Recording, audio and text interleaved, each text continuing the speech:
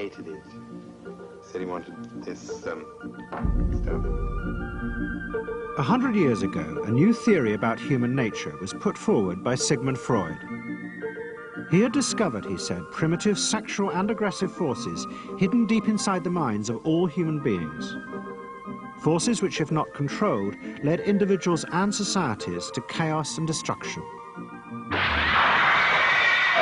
This series is about how those in power have used Freud's theories to try and control the dangerous crowd in an age of mass democracy.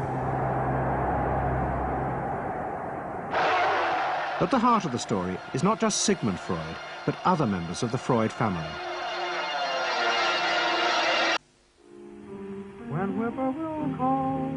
This episode is about Freud's American nephew, Edward Bernays. Bernays is almost completely unknown today, but his influence on the 20th century was nearly as great as his uncle's. Because Bernays was the first person to take Freud's ideas about human beings and use them to manipulate the masses.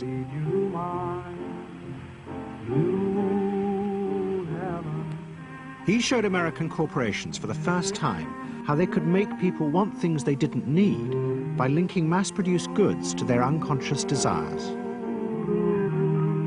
Out of this would come a new political idea of how to control the masses. By satisfying people's inner selfish desires, one made them happy and thus docile. It was the start of the all-consuming self, which has come to dominate our world today.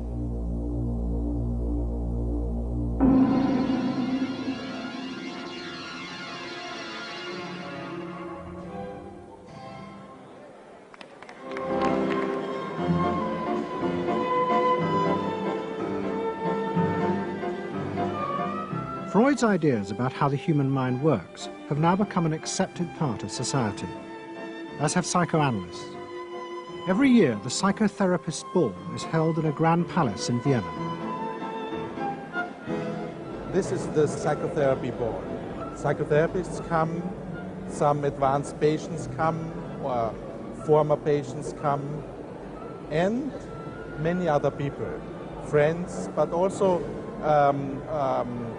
people from the Viennese society who like to go to a nice, elegant, comfortable ball. But it was not always so. 100 years ago, Freud's ideas were hated by Viennese society. At that time, Vienna was the center of a vast empire ruling Central Europe. And to the powerful nobility of the Habsburg court, Freud's ideas were not only embarrassing, but the very idea of examining and analyzing one's inner feelings was a threat to their absolute control. You see, at that time, these people had the power. And of course, you just were not allowed to show your bloody feelings. I mean, you just couldn't. You know, I mean, you couldn't, if you were unhappy, can you imagine, for instance, you sit somewhere in the country in a castle, you are deeply unhappy, you are a woman. You couldn't go to your maid and cry on her shoulders, or you couldn't go into the village and complain, you know, about your feelings. I mean, you couldn't, it was like selling yourself to somebody, you just couldn't, you know, because they had to respect you. Now, of course, Freud, you see, put that thought very much into question, because you see, to examine yourself, you would have to put a lot of other things into question, your society, everything what surrounds you. And that wasn't a good thing at that time. Why not? Because your self-created empire, to a certain extent, would have fallen into bits much earlier already. But what frightened the rulers of the empire even more was Freud's idea that hidden inside all human beings were dangerous instinctual drives. Freud had devised a method he called psychoanalysis. By analyzing dreams and free association, he had unearthed, he said, powerful sexual and aggressive forces, which were the remnants of our animal past. Feelings we repressed because they were too dangerous.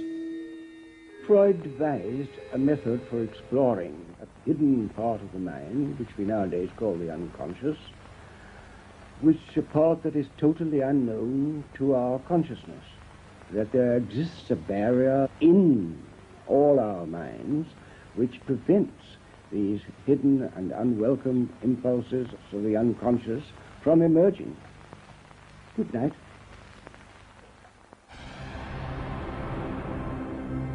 In 1914, the Austro-Hungarian Empire led Europe into war. As the horror mounted, Freud saw it as terrible evidence of the truth of his findings. The saddest thing, he wrote, is that this is exactly the way we should have expected people to behave, from our knowledge of psychoanalysis. Governments had unleashed the primitive forces in human beings, and no one seemed to know how to stop them.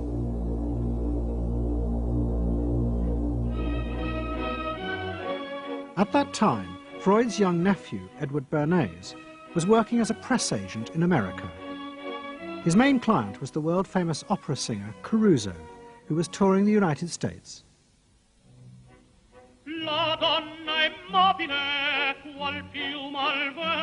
Bernays' parents had emigrated to America 20 years before, but he kept in touch with his uncle and joined him for holidays in the Alps.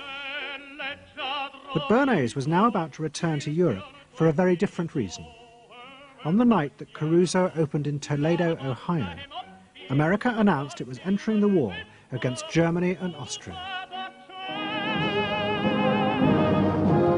As a part of the war effort, the US government set up a Committee on Public Information, and Bernays was employed to promote America's war aims in the press.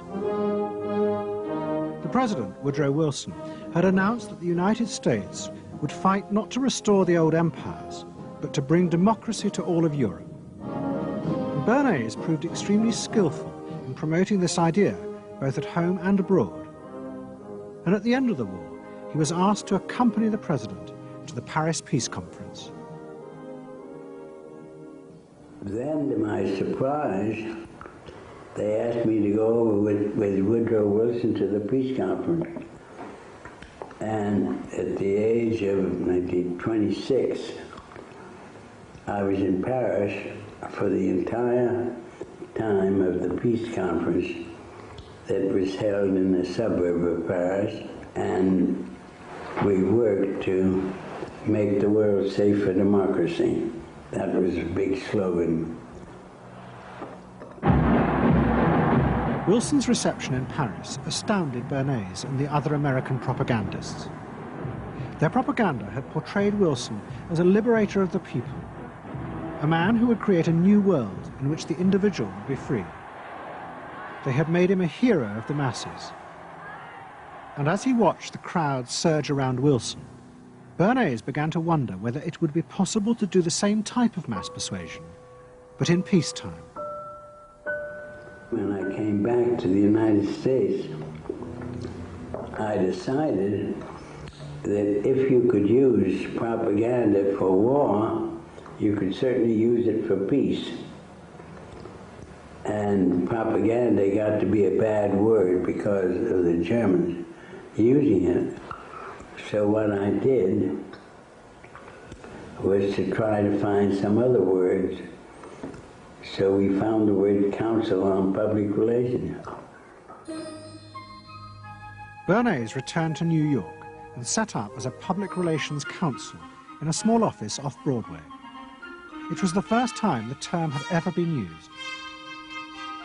Since the end of the 19th century, America had become a mass industrial society, with millions clustered together in the cities.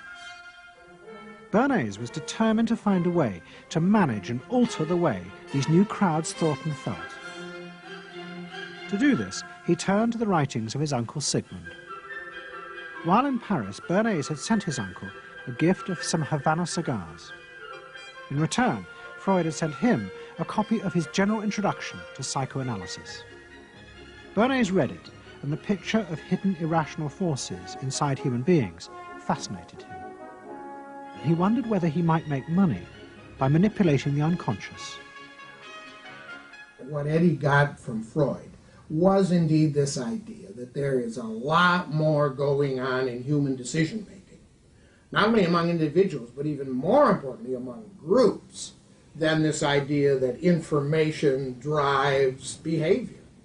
And so Eddie began to formulate this idea that you had to look at things that would play to people's irrational emotions And you see, that moved Eddie immediately into a different category from other people in his field and most government officials and managers of the day who thought if you just hit people with all this factual information, they would look at that and say, oh, of course. And Eddie knew that was not the way the world worked. Bernays set out to experiment with the minds of the popular classes. His most dramatic experiment was to persuade women to smoke. At that time, there was a taboo against women smoking, and one of his early clients, George Hill, the president of the American Tobacco Corporation, asked Bernays to find a way of breaking it. He said, we're losing half of our market because men have invoked a taboo against women smoking in public. Can you do anything about that? I said, let me think about it. And then I said, have I your permission to see a psychoanalyst to find out what cigarettes mean to women? He said, what'll it cost?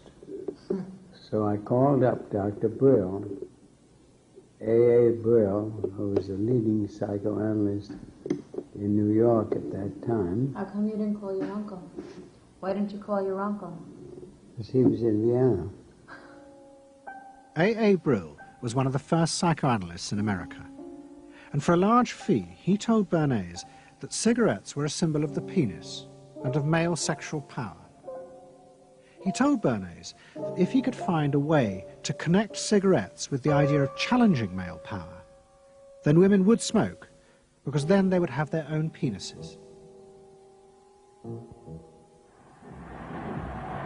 Every year, New York held an Easter Day parade to which thousands came, and Bernays decided to stage an event there. He persuaded a group of rich debutantes to hide cigarettes under their clothes. Then they should join the parade, and at a given signal from him, they were to light up the cigarettes dramatically. Bernays then informed the press that he had heard that a group of suffragettes were preparing to protest by lighting up what they called torches of freedom. He knew this would be an outcry, and he knew that all of the photographers would be there to capture this moment. And so he was ready with a phrase which was torches of freedom.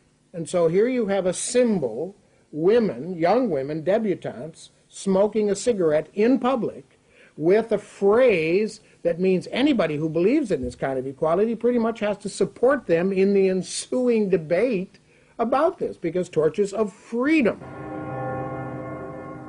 I mean, what's on all American coins? It's liberty. She's holding up the torch, you see? And so all of this is there together. There's emotion, there's memory, there's a rational phrase, even though it's using a lot of emotional elements. It's a phrase that works in a rational sense.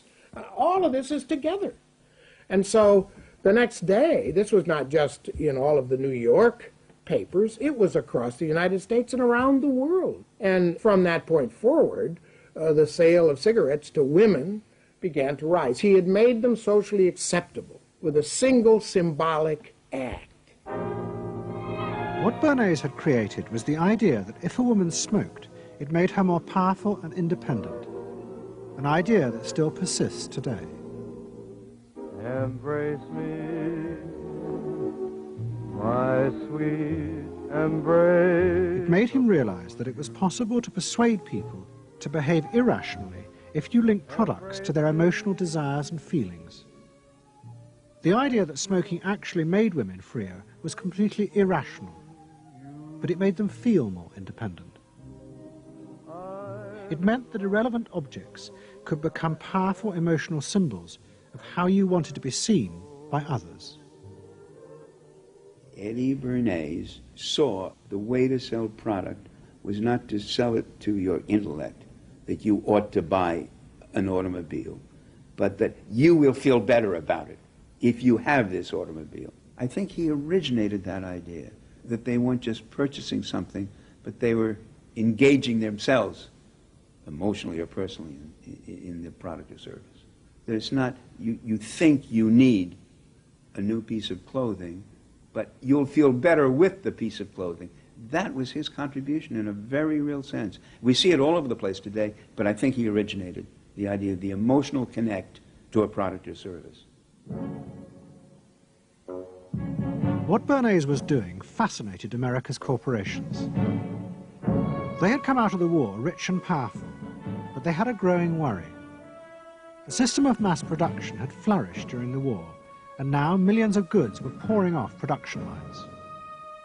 What they were frightened of was the danger of overproduction, that there would come a point when people had enough goods and would simply stop buying. Up until that point, the majority of products were still sold to the masses on the basis of need. While the rich had long been used to luxury goods, for the millions of working-class Americans, most products were still advertised as necessities. Goods like shoes, stockings, even cars were promoted in functional terms for their durability. The aim of the advertisements was simply to show people the product's practical virtues, nothing more.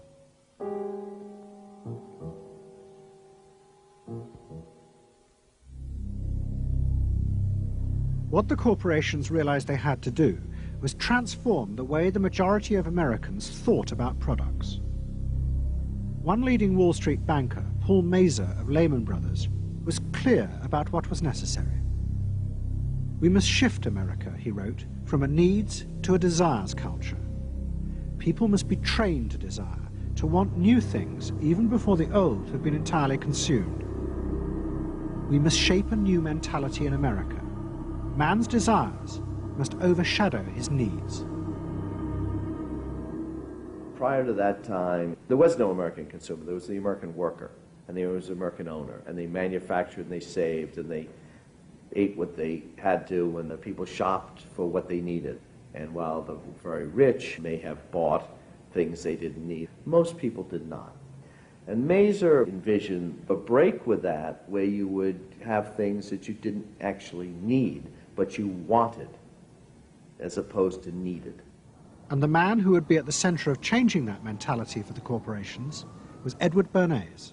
Bernays really is the guy within the United States, more than anybody else, who sort of brings to the table psychological theory as something that is an essential part of how, from the corporate side, of how we are going to appeal to the masses effectively. And the whole sort of merchandising establishment and sales establishment is ready for Sigmund Freud.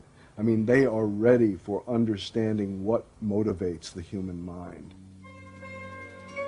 And so that there's this real openness to Bernays' techniques being used to sell products to the masses. Beginning in the early 20s, the New York banks funded the creation of chains of department stores across America. They were to be the outlets for the mass-produced goods, and Bernays' job was to produce the new type of customer. Bernays began to create many of the techniques of mass consumer persuasion that we now live with.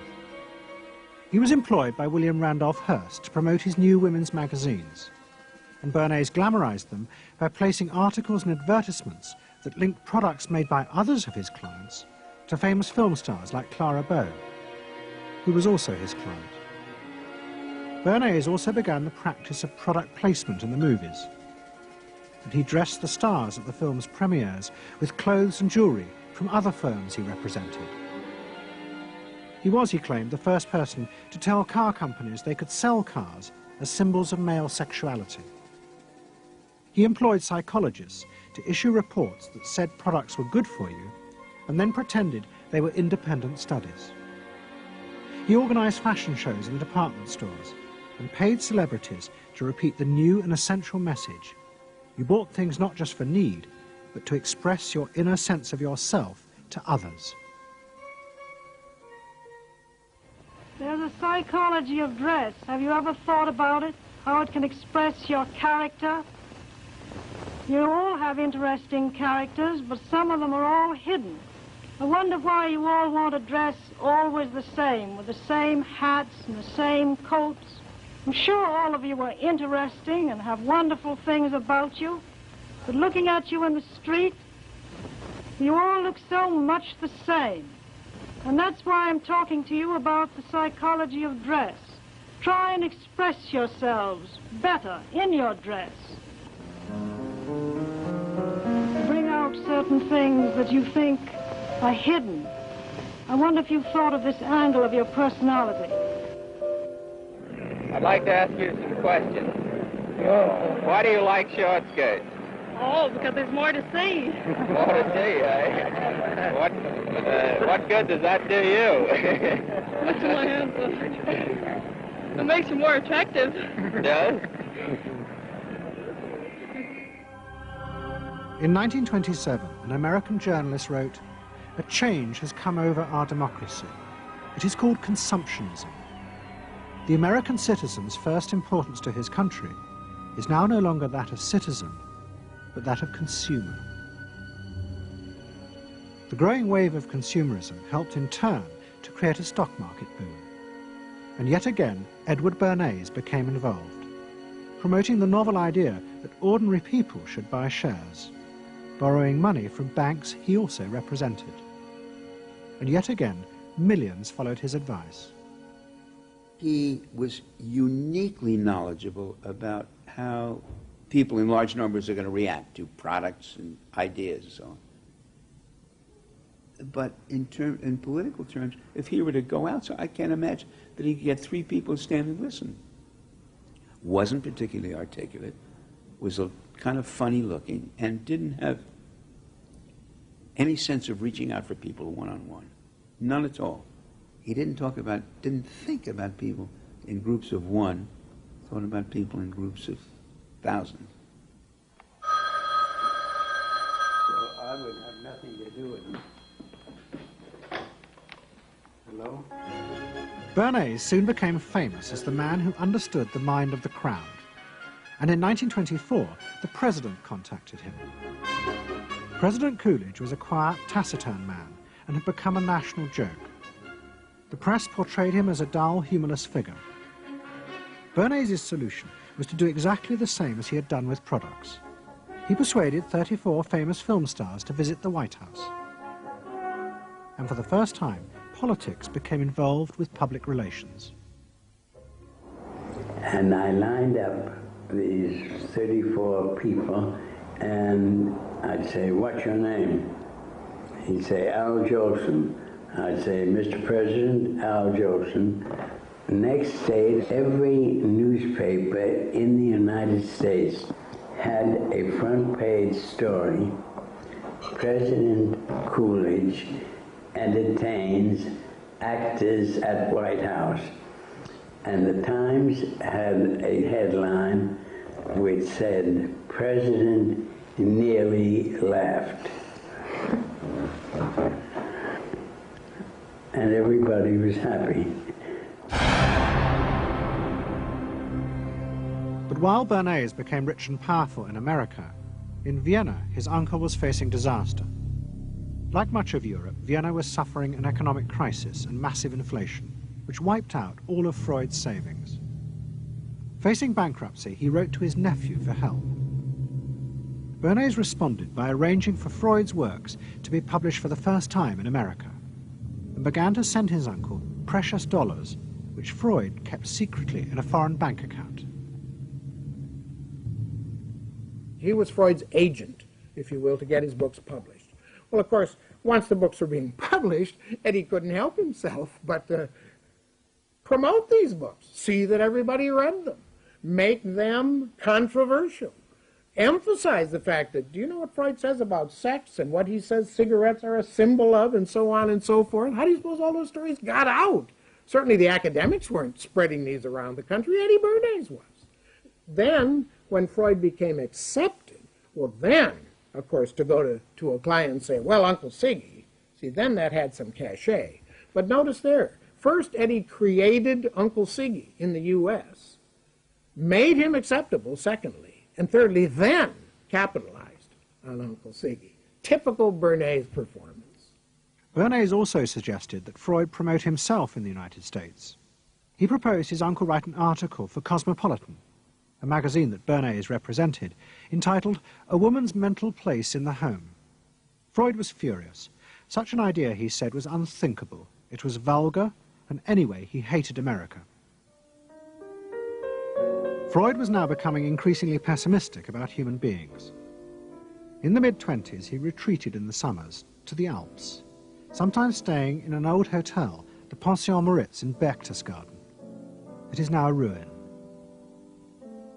Freud began to write about group behavior, about how easily the unconscious aggressive forces in human beings could be triggered when they were in crowds. Freud believed he had underestimated the aggressive instincts in human beings.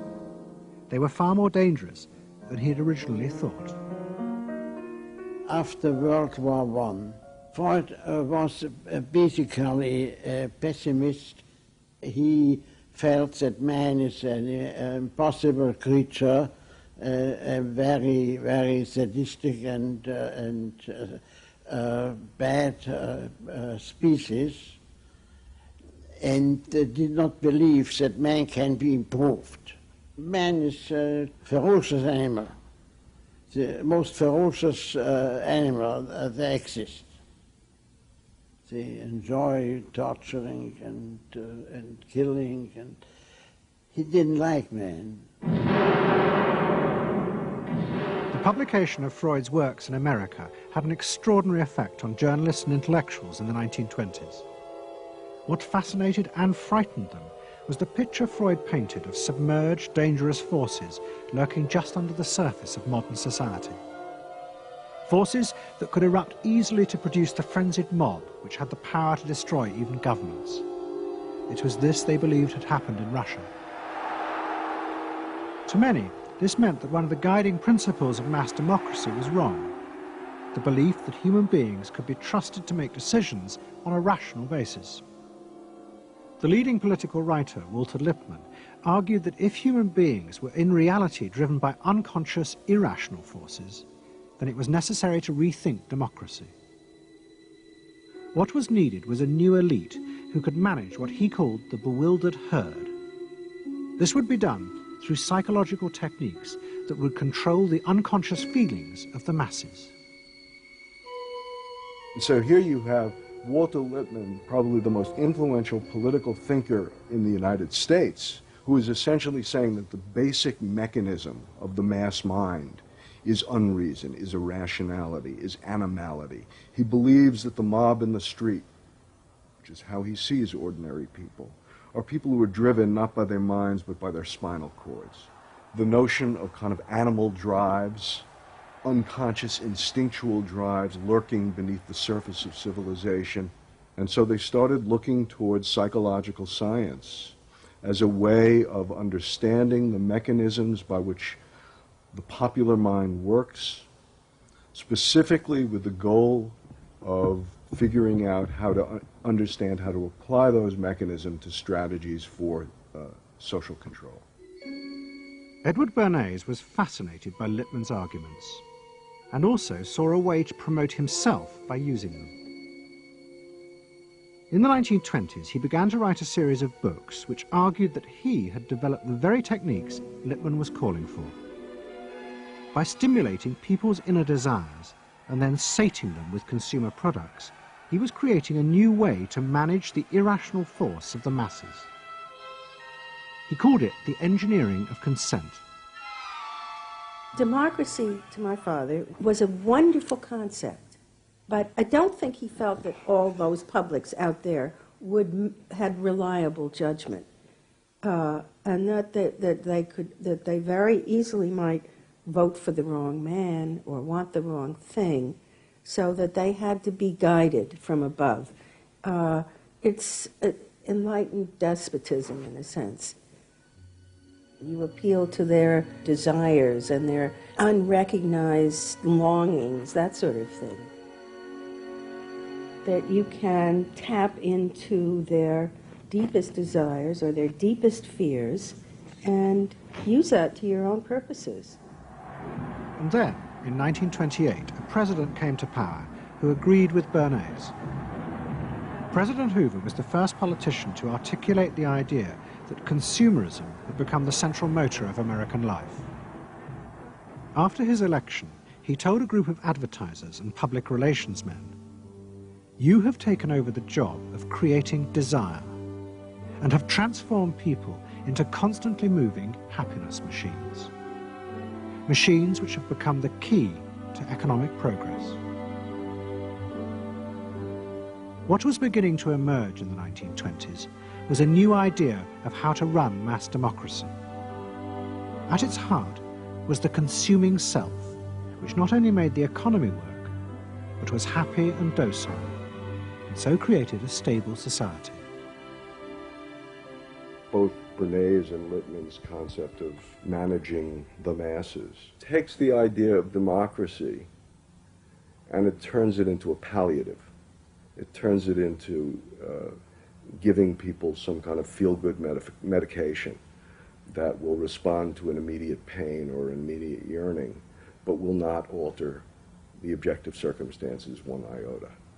I mean, democracy really, the idea of democracy at its heart was about changing the relations of power that had governed the world for so long.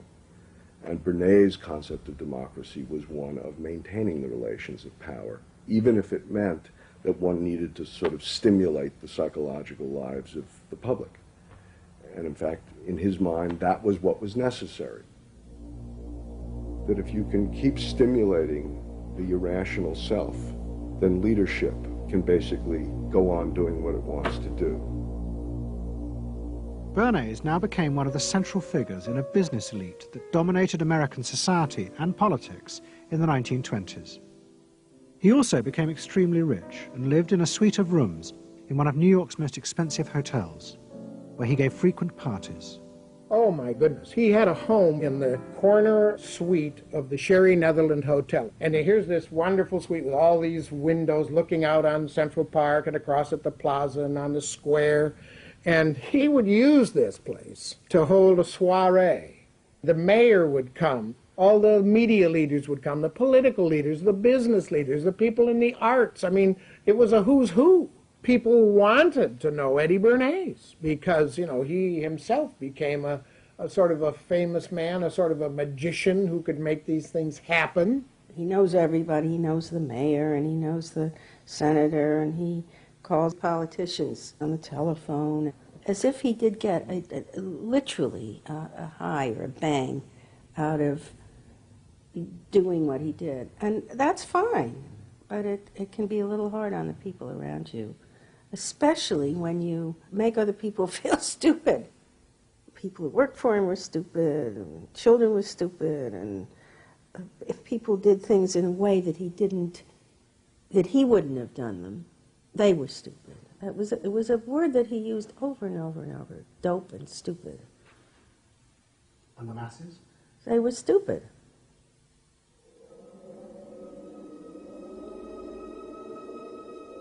But Bernays' power was about to be destroyed dramatically, and by a type of human irrationality he could do nothing to control. At the end of October 1929, Bernays organised a huge national event to celebrate the 50th anniversary of the invention of the light bulb. President Hoover, the leaders of major corporations, and bankers like John D. Rockefeller were all summoned by Bernays to celebrate the power of American business. But even as they gathered, news came through that shares on the New York Stock Exchange were beginning to fall catastrophically. Throughout the 1920s, speculators had borrowed billions of dollars. The banks had promoted the idea that this was a new era where market crashes were a thing of the past. But they were wrong. What was about to happen was the biggest stock market crash in history. Investors had panicked and begun to sell in a blind, relentless fury that no reassurance by bankers or politicians could halt. And on the 29th of October 1929, the market collapsed.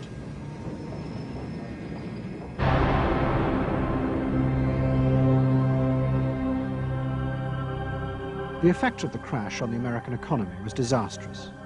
Faced with recession and unemployment, millions of American workers stopped buying goods they didn't need. The consumer boom that Bernays had done so much to engineer disappeared, and he and the profession of public relations fell from favour. Bernays' brief moment of power seemed to be over.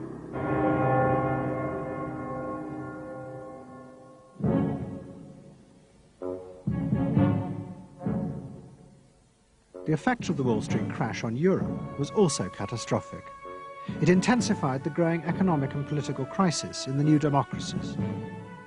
In both Germany and Austria, there were violent street battles between the armed wings of different political parties.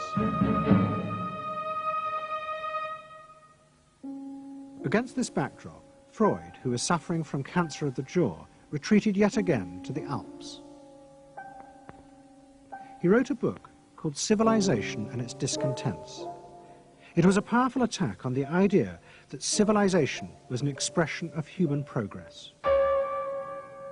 Instead, Freud argued, civilization had actually been constructed to control the dangerous animal forces inside human beings.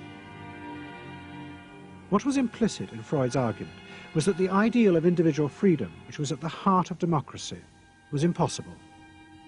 Human beings could never be allowed to truly express themselves because it was too dangerous. They must always be controlled and would thus always be discontent.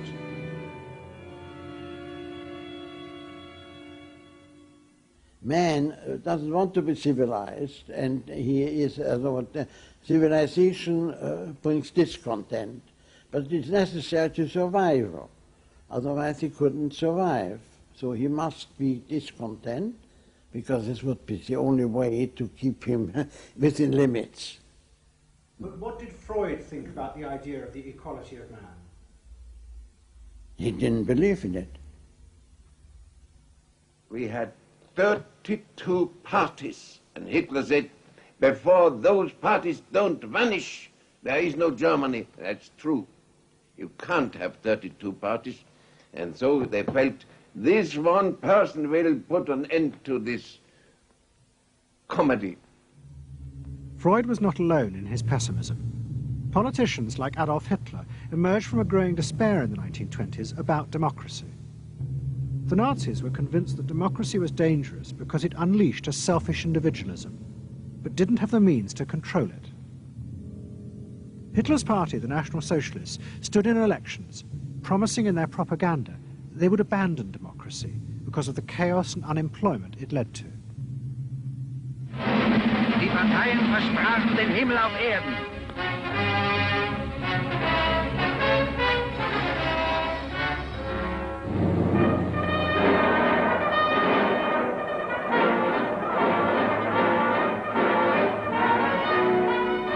In March 1933, the National Socialists were elected to power in Germany, and they set out to create a society that would control human beings in a different way.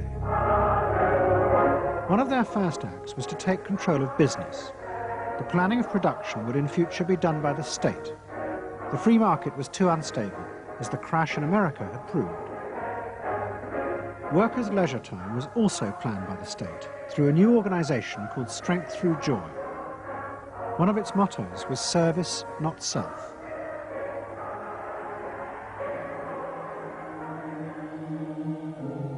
But the Nazis did not see this as a return to an old form of autocratic control.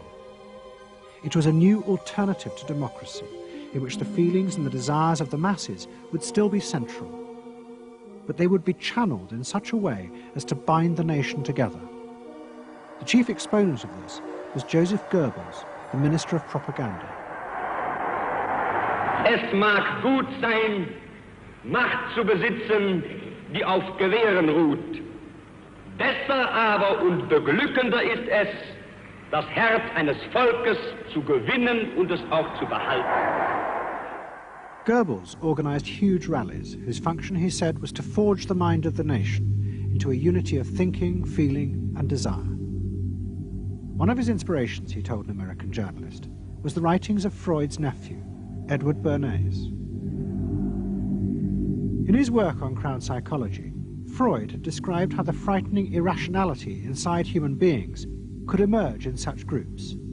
The deep, what he called libidinal forces of desire are given up to the leader, while the aggressive instincts are unleashed on those outside the group. Freud wrote this as a warning, but the Nazis were deliberately encouraging these forces because they believed they could master and control them. Well, Freud was saying that masses are bound by libidinal forces. They love each other and delegate their ideas and their feelings to the chap on top.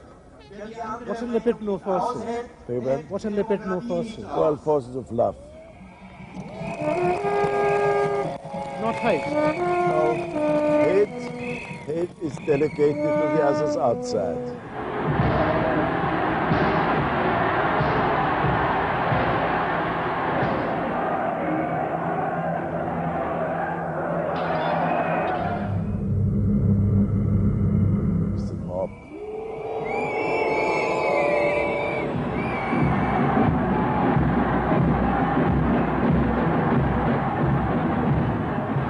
I could see from afar, looking up Wilhelmstraße towards Unter den Linden, how those 100,000 of people, when they passed Hitler, they just became completely delirious. They began to shout these cries I will never get out of my ears. Heil, Sieg, Heil. They demented. And here I got confirmation how those irrational forces, uncontrollable forces in Germany, in the Germans, had erupted, had broken out, were running riot, were departing, marching on.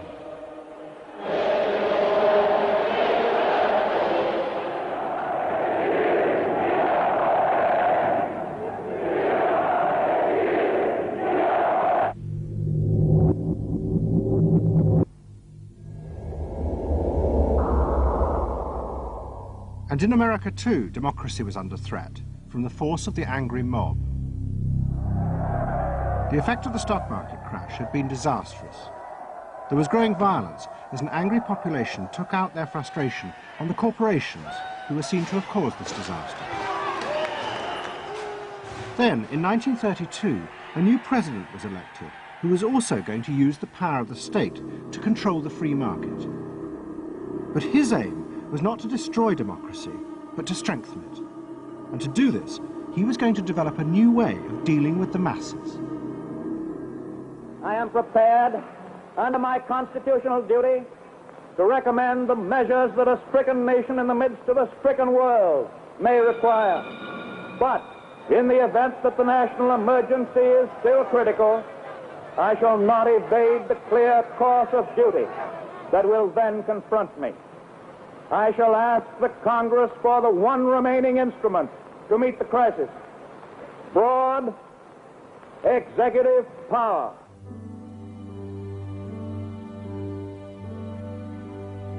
It was the start of what would become known as the New Deal. Roosevelt assembled a group of young technocrats and planners in Washington.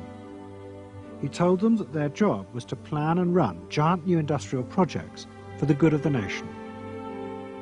Roosevelt was convinced that the stock market crash had shown that laissez-faire capitalism could no longer run modern industrial economies. It had become the job of government. Big business was horrified, but the New Deal attracted the admiration of the Nazis, especially Joseph Goebbels. Wir betrachten die wirtschaftliche Entwicklung in Amerika mit dem allergrößten positiven Interesse. Und wir sind dort der festen Überzeugung, dass Präsident Roosevelt und seine Berater auf dem richtigen Wege sind. Es handelt sich in der Tat um das größte wirtschaftliche und soziale Problem aller Zeiten. Die vielen Millionen Arbeitslosen, die ihre Plätze an den Maschinen und in den Kontoren verloren haben, wieder an ihre alten Arbeitsstellen zurückzuführen. Das kann nicht allein der privaten Initiative überlassen werden. Ausschlaggebend ist, dass die öffentliche Hand mit positiven Maßnahmen eingreift. But although Roosevelt, like the Nazis, was trying to organize society in a different way, unlike the Nazis, he believed that human beings were rational and could be trusted to take an active part in government.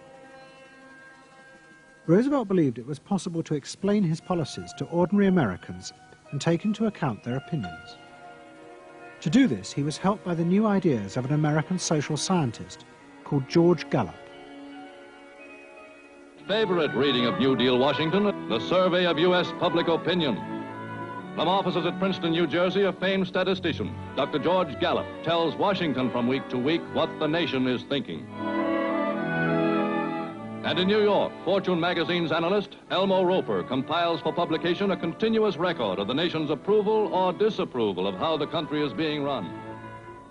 Gallup and Roper rejected Bernays' view that human beings were at the mercy of unconscious forces and so needed to be controlled. Their system of opinion polling was based on the idea that people could be trusted to know what they wanted. They argued that one could measure and predict the opinions and behavior of the public if one asked strictly factual questions and avoided manipulating their emotions. Well, how about this one? Do you think Franklin D. Roosevelt's New Deal has been bad for the nation in general? No, that question's loaded. It automatically suggests an answer. Well, how about this? Is your present feeling toward President Roosevelt one of general approval or general disapproval? That's better. Prior to scientific polling, the view of many people was that you couldn't trust public opinion. It was irrational, that it was ill-informed, it was chaotic, unruly, and so forth. And so that opinion should be dismissed. But with scientific polling, I think it established very clearly that people are rational, that they do make good decisions, and this offers democracy a chance to be truly informed by the public, giving everybody a voice in the way the country is run.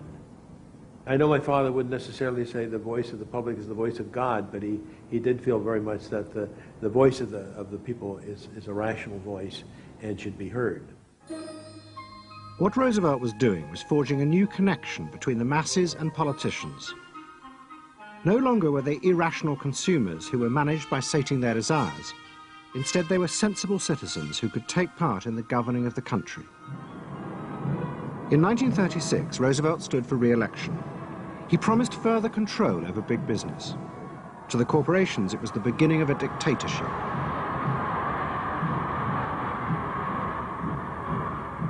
Roosevelt interferes with private enterprise and is running the country into debt for generations to come. The way to get recovery is to let business alone. But Roosevelt was triumphantly re-elected. It looks, my friends, like a real landslide this time. So please let me thank you again and tell you that I hope to see you all very soon and bid you an affectionate good night. Faced with this, business now decided to fight back, to regain power in America. At the heart of the battle would be Edward Bernays and the profession he had invented, public relations. Following that election, business people start to get together and start to carry on discussions, primarily in private, and they start talking to each other about the need to sort of carry on ideological warfare against the New Deal and to sort of reassert the sort of connectedness between the idea of democracy on the one hand and the idea of privately owned business on the other. And so, under the umbrella of an organization which still exists, which is called the National Association of Manufacturers, and whose membership included all of the major corporations of the United States, a campaign is launched explicitly designed to create emotional attachments between the public and big business. It's Bernays' techniques being used on a grand scale. I mean, totally.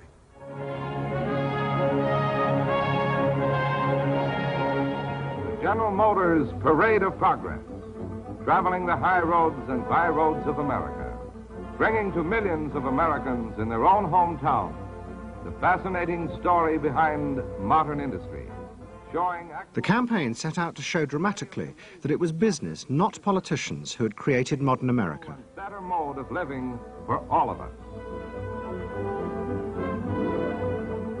Bernays was an advisor to General Motors, but he was no longer alone. The industry he had founded now flourished as hundreds of public relations advisors organized a vast campaign. They not only used advertisements and billboards, but managed to insinuate their message into the editorial pages of the newspapers. It became a bitter fight. In response to the campaign, the government made films that warned of the unscrupulous manipulation of the press by big business. And the central villain was the new figure of the public relations man. They tried to achieve their ends by working entirely behind the scenes, corrupting and deceiving the public. The aims of such groups may be either good or bad, so far as the public interest is concerned, but their methods are a grave danger to democratic institutions. The films also showed how the responsible citizen could monitor the press themselves. They could create a chart that analyzed the reporting for signs of hidden bias. But such earnest instruction was to be no match for the powerful imagination of Edward Bernays. He was about to help create a vision of the utopia that free market capitalism would build in America if it was unleashed.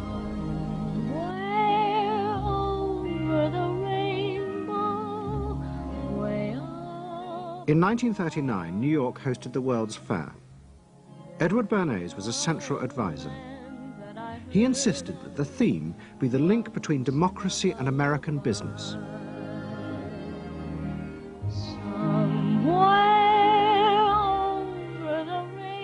At the heart of the fair was a giant white dome that Bernays named Democracity.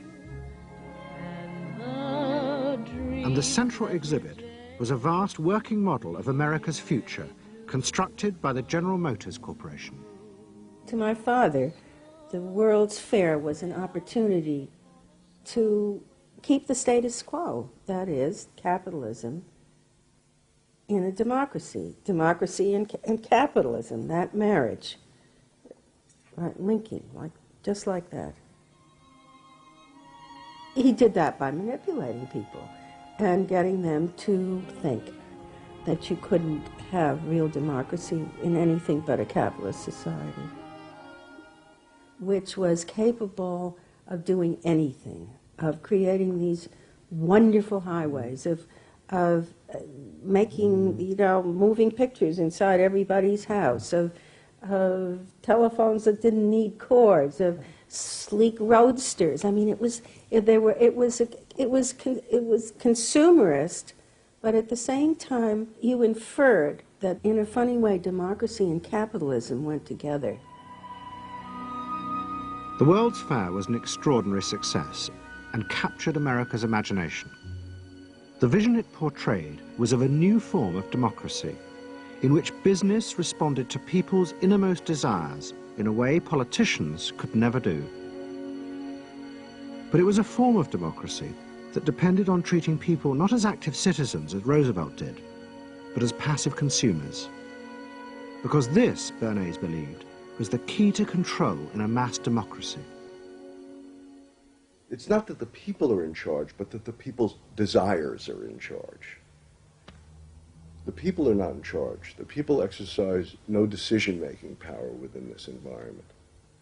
So democracy is reduced from something which assumes an active citizenry to the idea of the public as passive consumers.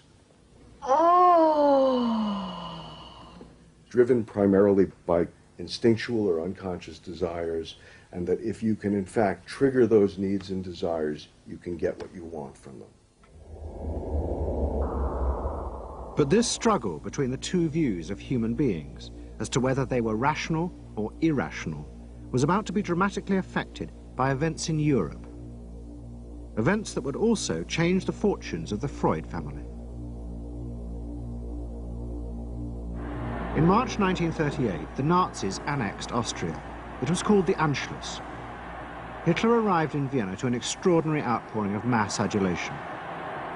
But even as he drove through the city, behind the scenes, the Nazis were systematically whipping up and unleashing the hatred of the crowd against the enemies of the new Greater Germany. The Anschluss was a kind of explosion of terrible hatred against the enemies, so-called enemies, or whatever they considered enemies, against the Jews totally. and also against a lot of very distant Austrians who had opposed the Nazis in Austria. They said it's legitimate, now you can do what you want, so they did it. Stealing, robbing and killing, I can't say it otherwise. And human depravity, of course, is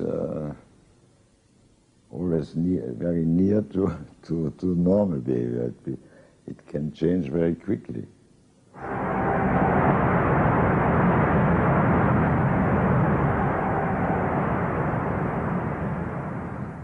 As the violence and assassinations raged in Vienna, Freud decided he had to leave. His aim was to go to Britain, but he knew that Britain, like many countries, was refusing entry to most Jewish refugees. But help came from the leading psychoanalyst in Britain, Ernest Jones. He was in the same ice skating club as the Home Secretary, Sir Samuel Hoare, and Jones persuaded Hoare to issue Freud a British work permit. And in May 1938, Freud, his daughter Anna, and other members of his family set off for London.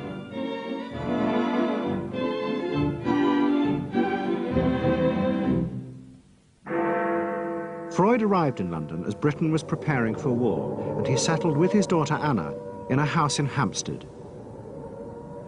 But Freud's cancer was now far advanced, and in September 1939, just 3 weeks after the outbreak of war, he died.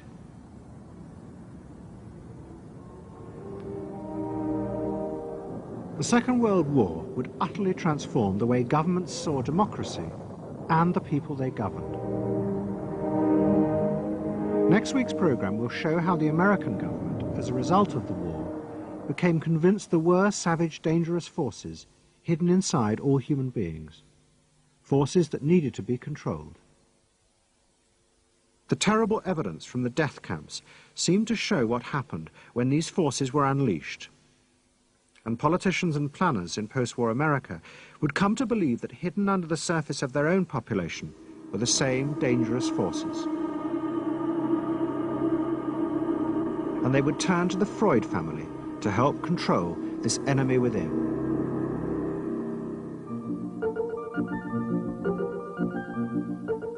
And ever adaptable, Edward Bernays would work not just for the American government, but the CIA. And Sigmund Freud's daughter, Anna, would also become powerful in the United States because she believed that people could be taught to control the irrational forces within them. Out of this would come vast government programs to manage the inner psychological life of the masses.